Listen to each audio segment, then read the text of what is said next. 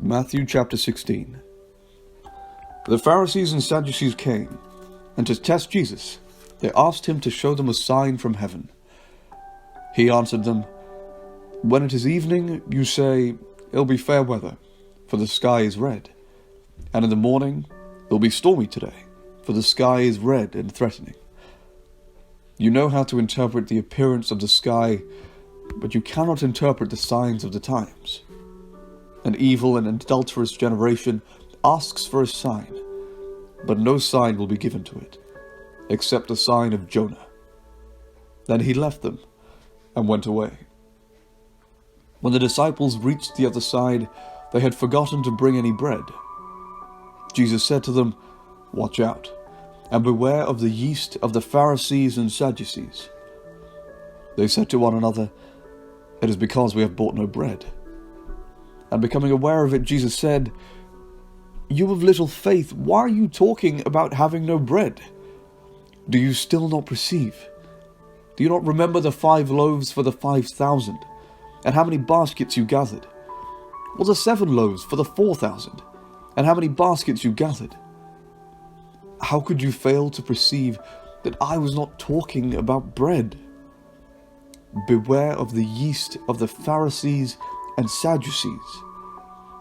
Then they understood that he had not told them to beware of the yeast of bread, but of the teaching of the Pharisees and Sadducees.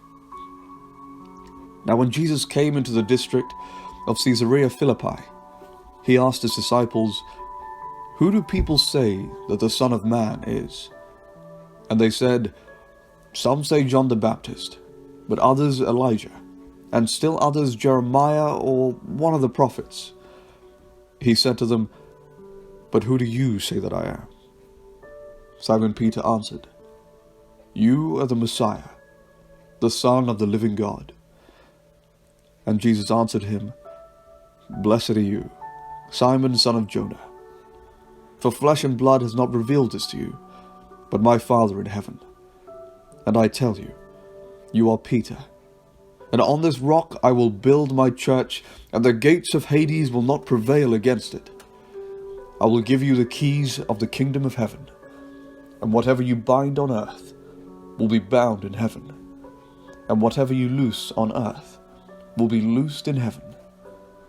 Then he sternly ordered the disciples not to tell anyone that he was the Messiah. From that time on, Jesus began to show his disciples that he must go to Jerusalem and undergo great suffering at the hands of the elders and the chief priests and scribes, and be killed, and on the 3rd day be raised. And Peter took him aside and began to rebuke him, saying, "God forbid it, Lord, this must never happen to you."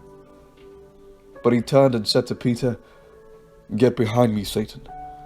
You are a stumbling block to me, for you are setting your mind not on divine things, but on human things." Then Jesus told his disciples, "If any want to become my followers, let them deny themselves and take up their cross and follow me. For those who want to save their life will lose it, and those who lose their life for my sake will find it. For what will it profit them if they gain the whole world, but forfeit their life? Or what will they give in return for their life? For the Son of Man is to come with his angels in the glory of his Father, and then he will repay everyone for what has been done. Truly I tell you, there are some standing here who will not taste death before they see the Son of Man coming in his kingdom."